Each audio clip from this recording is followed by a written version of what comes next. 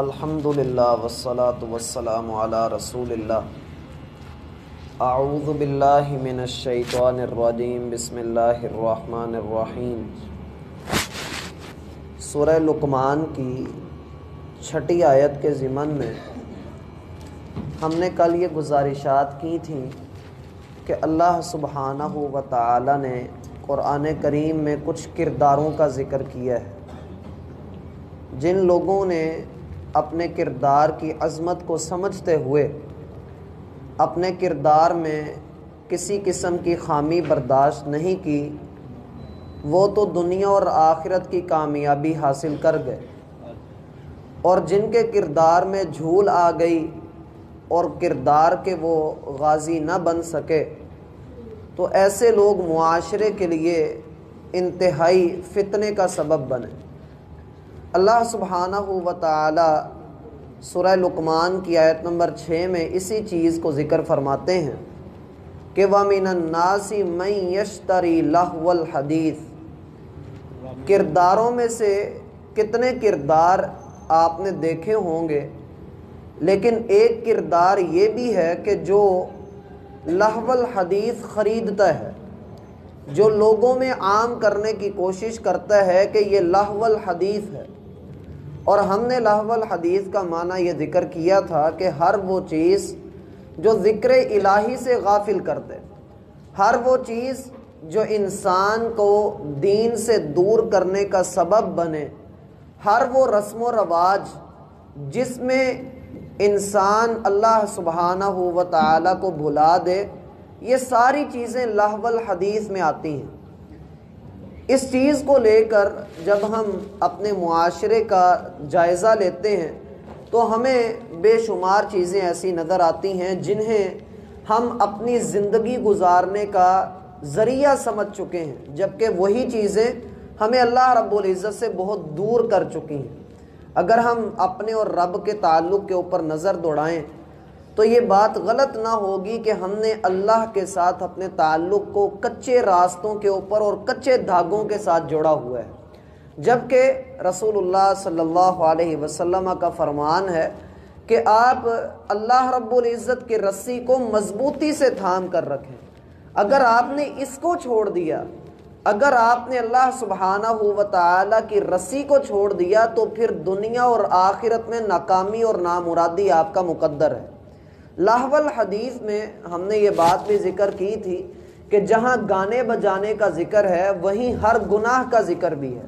ہر وہ گناہ جو انسان کے دل کے اوپر سیاہ نقطہ لگا دیتا ہے، اور یہی نقطہ بڑھتے بڑھتے دل کی سیاہی اور دل کے زنگ میں بدلتا ہے، اللہ سبحانہ و تعالی بندے کو پھر بھی نصیحت فرماتے ہیں کہ آپ پلٹ کر آ جائیے۔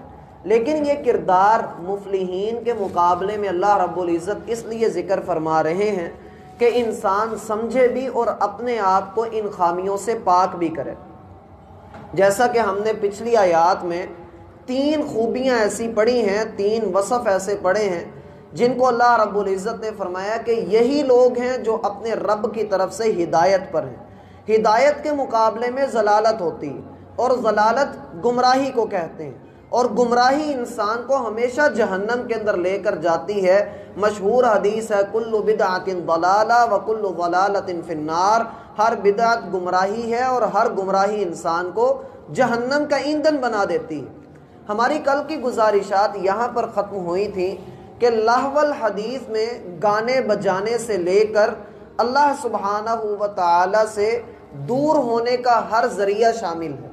انہی چیزوں میں ایک عام طور پہ چیز جو ہے وہ ہمارا ہاتھ میں پکڑا ہوا موبائل ہے، ہمارا سوشل میڈیا ہے، یا ہمارے گھر کی دیوار پر لٹکی ہوئی LCD ہے، یا ہمارا کوئی بھی ایسا ذریعہ جس کے ذریعے ہم دنیا کے ساتھ ٹچ میں رہتے ہیں۔ دنیا ہمیں ڈراموں کے ذریعے، فلموں کے ذریعے دینی مسائل سمجھانے کے لیے میدان میں آ رہی ہے، اور ہم دیکھتے ہیں کہ کئی ایک ڈرامے، بالخصوص جو ہے وہ ARY جو چینل ہے اس کے اوپر، اور اسی طریقے سے اور بھی کافی سارے چینل ہیں جن پر ایسے ڈرامے دکھائے جاتے ہیں جس میں داڑھی لگا کر لوگوں کو موسیقی کے جواز کے دلائل پیش کیے جاتے ہیں۔ جیسے ہمارے شیخ ذاکر نائک حافظہ اللہ، اللہ ان کے علم اور عمل میں برکتیں نازل فرمائے، جیسے وہ کرتے ہیں کہ حدیث کا حوالہ دیا جاتا ہے، ایسے ہی لوگ موسیقی کے جواز کے لیے کئی ایک روایات کا سہارا لیتے ہیں اور لوگوں میں اپنی طرف سے ان کے مطلب نکال کر. میرا بھائی یہ بات ذہن میں رکھیے گا، جب کبھی کوئی بندہ آپ کو ایسی کسی بات کا حوالہ دے رہا ہو، کسی بات کے لیے روایت سنا رہا ہو، آپ یہ بات اصولی طور پہ ذہن میں رکھ لیں، وہ بندہ ترجمے میں غلطی کر رہا ہے، وہ بندہ ترجمے میں ہیر پھیر کر رہا ہے. یہ جو انجینئر علی مرزا ہے، اس کو پکڑا گیا ہے اور اس کو کہا گیا ہے کہ جناب آپ جو مناظرے کی دعوت دیتے ہیں، جو آپ کہتے ہیں کہ بڑی دنیا کو چیلنج ہے، سارے جو ہے اکٹھے ہو کر آ جائیں، تو جب ان کو پکڑا جاتا ہے تو وہ عربی عبارت سے بھاگتے ہیں اور ترجمے کے اندر اپنی طرف سے معنی گھسیڑ لیتے ہیں. جیسے کئی لوگ ہیں وہ یہ دلیل بناتے ہیں، بھئی قرآن میں لکھا ہے لا تقربوا الصلاۃ، نماز کے قریب بھی نہ جاؤ، اتنا سا ٹکڑا لے کر عوام میں مشہور کر دینا، باقی نہیں دیکھنا. یہی حالت اللہ سبحانہ و تعالی بیان فرماتے ہیں کہ لوگوں میں سے کچھ لوگ ایسے ہیں یحرفون الکلم عن مواضعہ، وہ اللہ کے کلام کو ہی بدل ڈالتے ہیں، وہ اللہ کے کلام کی مراد کو ہی نہیں سمجھ پاتے ہیں. صحابہ کرام نے جو جوئے کا، موسیقی کا اور اسی طریقے سے نشے کا جو صحابہ کرام نے ناجائز ہونے کا، اس کے حرام ہونے کا رد لیا، وہ کہاں سے لیا؟ کہ قرآن کریم میں اللہ فرماتے ہیں فَهَلْ أَنْتُمْ مُنْتَهُونَ، کیا اب تم باز آؤ گے؟ تو لوگ کہتے ہیں بھئی اللہ نے قرآن میں بس پوچھا ہی تھا، منع تو نہیں کیا.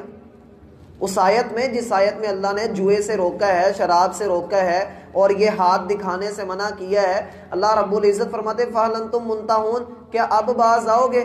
تو یہ جو لوگ موسیقی کا جواز یا جوئے کا جواز نکالتے ہیں وہ یہی کہتے ہیں بھائی دیکھو اللہ نے تو پوچھا ہی ہے. تو کیا صحابہ کرام نے آگے سے اس کا جواب دیا تھا؟ اب یہ قرآن مکالمے کی کتاب ہے کہ اس میں اللہ کی باتیں اور صحابہ کی باتیں آ جائیں، تو اللہ نے بس پوچھا ہی تھا. تو اللہ نے پوچھا تھا، مشورہ کیا تھا. حالانکہ حدیث میں آتا ہے جب یہ آیت نازل ہوئی تو اللہ سبحانہ و تعالی نے یہ بات فرمائی کہ اب تم باز آؤ گے. تو صحابہ کرام نے جواب دیا انتہینا، اے اللہ ہم رک گئے، اے اللہ ہم باز آ گئے، آج کے بعد یہ شکایت کا موقع نہیں دیں گے، آج کے بعد ہم یہ کام نہیں کریں گے. وَمِنَ النَّاسِ مَن يَشْتَرِي لَهْوَ الْحَدِيثِ، لوگوں میں سے کتنے لوگ ایسے ہیں جو لہو الحدیث خرید لیتے ہیں، جو لہو الحدیث بیچ لیتے ہیں. موبائل خریدنے جاتے اس لیے جاتا مجھے HD ریزلٹ میں فلم نظر آئے گی، فلاں مووی مجھے اس ریزلٹ میں چاہیے، فلاں یہ چیز چاہیے، اس طرح سے چاہیے، اس طرح سے چاہیے. حالانکہ اگر یہ بندہ نیت کرتا کہ میں اس کے ذریعے سے دین سیکھوں گا، میں اس کے ذریعے سے دین کی اشاعت میں حصہ لوں گا، تو ہو سکتا ہے یہی موبائل اس کی جنت میں جانے کا ذریعہ بن جاتا. رسول اللہ صلی اللہ علیہ وسلم کا فرمان ہے کہ انسان کی جنت اور اس کی جہنم اس کے جوتے کے تسمے سے بھی زیادہ قریب ہے. چاہے تو جنت اختیار کر لے، چاہے تو جہنمیوں کے راستے کو اختیار کر لے، ہر چیز انسان کے مقدر میں ہوتی ہے، اس کا رزق اس کے مقدر میں ہوتا ہے. چاہے تو حلال طریقے سے حاصل کرے، چاہے تو حرام طریقے سے حاصل کرے، یہ انسان کی اپنی مرضی. رسول اللہ صلی اللہ علیہ وسلم کا فرمان ہے کہ قیامت کے نزدیک ایسا تم دیکھو گے، صحیح بخاری اور صحیح مسلم کی روایت ہے کہ قیامت کے نزدیک تم دیکھو گے کہ کچھ لوگوں کی شکلیں مسخ کر کے بندر اور خنزیر بنا دیے جائیں گے، اور کچھ لوگ ایسے ہوں گے جو زمین کے اندر دھنسا دیے جائیں گے. لوگوں نے پوچھا ہے اللہ کے رسول یہ کون سے لوگ ہوں گے؟ کیا یہ کافر ہوں گے؟ فرمایا نہیں، یہ مسلمان ہوں گے. اللہ کے رسول کیا یہ نماز نہیں ادا کرتے ہوں گے؟ کہا نماز بھی ادا کریں گے. زکوٰۃ نہیں دیں گے؟ کہا زکوٰۃ بھی دیں گے. حج نہیں کریں گے؟ کہا حاجی بھی ہوں گے. دوسرا نمبر ہوگا پوری دنیا میں پاکستان کا جو حج کرنے کے حوالے سے ہے. تو رسول اللہ صلی اللہ علیہ وسلم سے پوچھا گیا اللہ کے رسول پھر وجہ کیا ہوگی؟ آپ نے فرمایا یستحلون الحر والحریر، وہ اپنے لیے شراب کے نام اور ریشم کے نام بدل کر اللہ کی حرام کردہ چیزوں کو اپنے اوپر حلال کر لیں گے. شراب کا نام بدل کر اس کو وائن کہہ لیں، آپ اس کو بیئر کہہ لیں، آپ اس کو کوئی نام دے لیں، جو بھی چیز آپ کو نشہ دے رہی ہے اللہ کے رسول فرماتے ہیں وہ ریشم کو مختلف نام دے کر وہ اپنے اوپر حلال کر لیں گے. اور دوسری چیز جس کی وجہ سے ان کی شکلوں کو مسخ کیا جائے گا وہ چیز ہوگی کہ اللہ رب العزت نے موسیقی کو حرام کیا ہے، گانوں باجوں کو حرام کیا ہے، وہ ان کو اپنے لیے حلال کر لیں گے. ایک ہوتا ہے کہ کسی چیز کو حلال کر لینا، ایک ہوتا ہے کسی چیز کو اپنے لیے حلال کر لینا، تو یہ تو بہت بڑا جرم ہے. لیکن اس سے بھی بڑھ کر جرم یہ ہے کہ انسان اللہ سبحانہ و تعالی کی حرام کردہ چیز کو کلچر کا نام دے دے، تہذیب کا نام دے دے. جیسے کہ ہمارے ملک کے اندر میوزک کنسرٹ کیے جاتے ہیں اور یہ کہا جاتا ہے کہ بھائی جو ایک عام مولوی ہے وہ بیچارہ سالوں میں اتنا نہیں کما سکتا جتنا وہ ایک میوزک کنسرٹ کر کے 1 گھنٹہ 2 گھنٹے لگا کر وہ ایک گانا گانے والا جو رسول اللہ صلی اللہ علیہ وسلم کے فرمان کے مطابق حرام کمائی ہے، لوگ اس کے اوپر سب کچھ لٹا دیتے ہیں. اور ہمارے ادھر اسی جو ہے علاقے کی، یعنی یہ جو 8 بازار ہیں، میں نام نہیں لوں گا، اسی علاقے کی ہی بات ہے. میرا ایک دوست ہے، اس نے مجھے بتایا، اور جس کے ساتھ یہ واقعہ ہوا اس نے مجھے بتایا. کہتا ہے کہ وہ ہمارے پلازے میں ایک ورکر تھا، اس کو پیسوں کی ضرورت تھی، اس کی بیوی پریگننٹ تھی، اس نے ہاسپٹل جانا تھا. تو اس نے اپنے باس سے کہا کہ مجھے کچھ قرض دے دیں اور میری سیلری میں سے آپ بعد میں ڈیڈکٹ کرتے جائیے گا. لیکن اس نے انکار کر دیا. اب یہ جو ورکر تھا، اس نے اپنی بیوی کو تو بچانا تھا، آگے ڈیلیوری بھی ہے، تو اس نے سود پہ پیسے لیے اور کہا کہ اے اللہ دیکھ لے، میں مجبور ہو کے ایسا کر رہا ہوں، اگر کل کو تو نے مجھے پکڑا تو اس کو بھی ساتھ میں پکڑنا، مجھے نہیں کچھ کہنا اکیلے کو، اس کو بھی ساتھ پکڑنا ہے. تو ہم نے اپنی طرف سے بڑی کوشش کی لیکن ہمارے بھی حالات نے ساتھ نہ دیا اور وہ بندہ اسی طرح سودی معاملے کے اندر اب تک پھنسا ہوا ہے. اصل بات یہ ہے کہ انسان دین کی قدر نہیں کرتا، دین والوں کی قدر نہیں کرتا اور اپنے بھائیوں کی قدر نہیں کرتا، اور اللہ رب العزت کے لیے وہ خرچ کرنا گوارا ہی نہیں کرتا. رسول اللہ صلی اللہ علیہ وسلم کا یہ فرمان کہ انسان جو ہے وہ اپنے اوپر ان چیزوں کو حلال کر لے اور پھر یہ کلچر ان چیزوں کا نام دے کر، ان چیزوں کو تہذیب کا نام دے کر، اپنی ثقافت کا نام دے کر جو گانوں بجانوں کو عام کیا جا رہا ہے، اللہ کی قسم رسول اللہ صلی اللہ علیہ وسلم کا یہ فرمان دل کے اندر رکھ لیں کہ بندے کی شکل بھی مسخ کر دی جائے گی، بندر بنا دیا جائے گا یا خنزیر دے دیا جائے گا. اور پھر اس سے بھی بڑھ کر یہ نہیں کہ جو گانا بجا رہا ہے، جو گا رہا ہے اسی کے لیے، جو سن رہا ہے اسی کے لیے، اس کے ساتھ بھی ایسا ہی معاملہ ہونا ہے. اور پھر یہ بات ہم دیکھتے ہیں کہ ہڑپا کی طرف یا موہنجوداڑو کی طرف ادھر بہت سارے ایسے ہمیں کھنڈرات ملے ہیں کہ جہاں سے ہم لوگ یہ کہہ رہے ہیں کہ ثقافت نکلی ہے، کلچر نکلا ہے، ہزاروں سال پرانی ہمیں تاریخ ملی ہے. انور مقصود نے نوحے کے انداز میں کہا تھا کہ کلچر نکل پڑا ہے، عبرت کی ایک چھٹانک بھی برآمد نہ ہو سکی، عبرت کی ایک چھٹانک بھی برآمد نہ ہو سکی، کلچر نکل پڑا ہے منوں کے حساب سے. جس جگہ سے مسلمان نے عبرت حاصل کرنی تھی، جس جگہ پر اللہ فرماتے ہیں سیروا فی الارض فانظروا کیف کان عاقبۃ المکذبین، زمین کے اندر سیر کرو، سیاحت کرو اور دیکھو کہ جن لوگوں نے اللہ کی آیات کو جھٹلایا، انکار کیا، ہم نے ان کو کیسے عبرت کا نشان بنایا. ان فی ذلک لعبرہ، اس میں بڑی بڑی عبرتیں ہیں، بڑی بڑی نشانیاں ہیں، لیکن لوگوں نے وہاں سے تہذیب نکالی، کلچر نکالا، ثقافت نکالی، تمدن نکالا، نہ نکالی تو عبرت نہ نکالی، آنکھیں نہ کھولنی، اپنے کانوں کی سماعت کو ٹھیک نہ کیا اور اللہ سبحانہ و تعالی کے لیے بغاوت کو اختیار کر لیا. اللہ رب العزت فرماتے ہیں صرف یہی کام نہیں کرتے، خریدتے ہی نہیں ہیں، یہ سودے باز یہ نہیں کرتے. لیضل عن سبیل اللہ، خریدتے اس لیے ہیں تاکہ اللہ کے راستے سے خود بھی گمراہ تو ہیں ہی، دوسروں کو بھی کریں، خود بھی گمراہ ہیں دوسروں کو بھی کریں. یہاں سے وہ لوگ اس میں پکڑے جاتے ہیں جو لوگ آگے شیئر کرتے ہیں.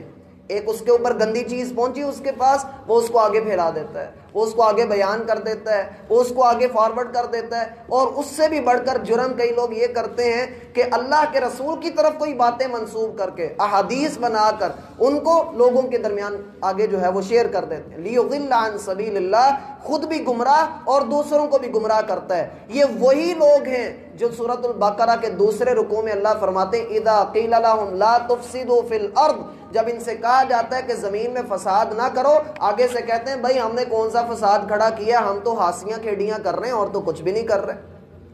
انما نحن مصلحون، ہم تو اصلاح کرنے والے ہیں. اب دین اتنا بھی سخت نہیں ہے کہ تم جو ہے لوگوں کے اوپر ڈنڈا لے کے کھڑے ہو جاؤ، یہ بھی ضعیف ہے، یہ بھی ضعیف ہے، یہ بھی غلط ہے، یہ بھی حرام ہے، تم تو کسی چیز کو حلال رہنے نہیں دے رہے. اللہ کے بندے ہم اپنی طرف سے کر رہے ہیں، ہم تو اللہ کے حکم آپ کو سنا رہے ہیں. یہی وجہ ہے کہ ہمیں دین سے دور کیا گیا اور لوگ دلیل بناتے ہیں. طلاق کے مسئلے آ جائیں نا تو لوگوں کو کہیں بھائی طلاق اس طرح نہیں ہے، جو آپ کو کہا گیا ہے یہ غلط ہے، طلاق اس طرح اور اس طرح ہوتی ہے. وہ آگے سے کیا جواب دیتا ہے، دلیل کیا دیتا ہے کئی دور یہ تھا کسی وقت میں کہ لوگ آگے سے کہا کرتے تھے نہیں ہمارے مولوی صاحب نے اس طرح سے کہا ہے، تو بات پھر بھی کسی حد تک قابل قبول ہوتی تھی، یار کسی بندے نے بات کی ہے، ہو سکتا ہے اس نے ٹھیک کی ہو، میرے علم میں غلطی ہو۔ لیکن لوگ آج کل کیا کہتے ہیں، اور جی فلاں ڈرامے کے اندر ایسا کہا گیا، آپ کون سا دین لے کر پھر رہے ہیں، فلاں جگہ پر ایسا کہا گیا۔ اب ایک لڑکے کو میں نے کہا بھائی یہ گانے نہیں سنتے، کہتا آپ کو پتہ ہے قرآن بھی قوالی کے اوپر پڑھا گیا ہے؟ میں نے کہا نہیں مجھے تو نہیں پتا، کہتا نہیں پڑھا گیا، آپ سن کر دیکھیں۔ تو میں نے کہا اس سے کیا قوالی کے حلال ہونے کی دلیل مل جائے گی کہ عام بندے نے ایسا کیا، اس بدبخت نے قرآن کو اگر قوالی کے اوپر مسموم کر دیا ہے، لگا دیا ہے، تو کیا اس کا یہ مطلب ہے کہ قرآن قوالی کے اوپر اور موسیقی حلال ہو گئی؟ لوگ تو اس طرح کے کاموں کے اوپر دلیل چاہتے ہوتے ہیں، اور پھر اس طرح سے عام طور پہ وہ کسی فلم میں دکھا دیا جاتا ہے، لڑکا اور لڑکی آپس میں بیٹھ کے ایک دوسرے کو کہتے ہیں میں آپ کو بطور شوہر قبول ہوں، وہ آگے سے کہتی ہے میں آپ کو بطور بیوی قبول ہوں۔ اب لوگ یہ کہتے ہیں نکاح اس طرح بھی ہو جاتا ہے، لڑکا اور لڑکی اس طرح بیٹھے تو نکاح ہو جاتا ہے۔ کہا کیوں ہو جاتا ہے؟ کہا جی فلاں فلم میں دیکھا گیا ہے۔ ایک بندے کو کہا گیا کہ بھائی وہ فلاں جو آپ کا ایکٹر ہے وہ بندہ ٹھیک نہیں ہے، وہ چاہے نام کا مسلمان ہے لیکن وہ ٹھیک نہیں ہے، اس کے کام اس کی حرکتیں ٹھیک نہیں ہیں، آپ جو ہے وہ اس کے اوپر کفر کا فتوی ہی لگتا ہے۔ نام چاہے مسلمان ہو، شراب کا نام آپ دودھ رکھ لیں وہ دودھ تو نہیں بن جانا، مسجد کا نام آپ مندر رکھ لیں یا مندر کو مسجد کہہ دیں تو تبدیلی اس میں رہنی ہے۔ تو جب اس کو کہا گیا کہتا نہیں وہ مسلمان ہے۔ میں نے کہا کیوں بھائی مسلمان کیوں؟ کہتا نہیں مسجد میں وہ ایک فلم میں گیا تھا مسجد کے اندر، تو وہاں جا کے اس نے وضو کیا تھا، تو اس نے وضو کیا تو یہ مسلمان۔